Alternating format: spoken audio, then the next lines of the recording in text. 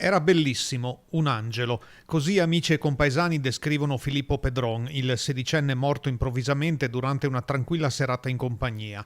Domenica sera, una pizza in casa di amici a San Giorgio delle Pertiche. Filippo si stacca dal gruppo accasciandosi in disparte su una sedia. Chi era con lui pensava ad uno scherzo, ma sono bastati pochi attimi per capire che era una tragica realtà.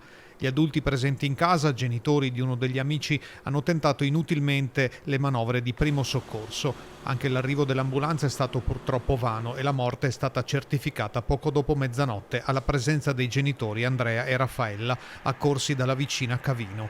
Poco dopo è arrivato da Arsego anche zio Paolo. Filippo è un tipo solare, alto, generoso, altruista,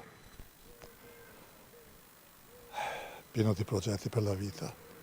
Uno che non stava mai con le mani in mano come il papà. Filippo frequentava un istituto tecnico a Cittadelle, avrebbe compiuto 17 anni a novembre. Lascia il fratello Matteo di 13 anni e la sorellina Eva di 3. Sconvolti i compagni della squadra di volley di Massanzago, dove giocava come centrale in Under 18, e il sindaco Daniele Canella, che ha affidato ai social il suo cordoglio.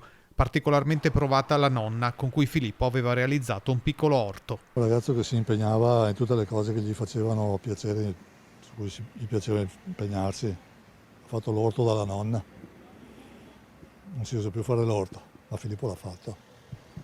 Si era appassionato a sistemare delle cose in giro, mille passioni, però non vale più niente. Ora si aspetta l'esito dell'autopsia e la data del funerale.